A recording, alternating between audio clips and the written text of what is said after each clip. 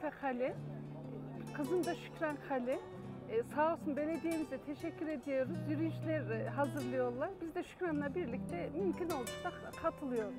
Buraları hiç görmemiştik. Görmediğimiz yerler olduğu için sağ olun, çok teşekkür ederiz. Herkese tavsiye ederiz.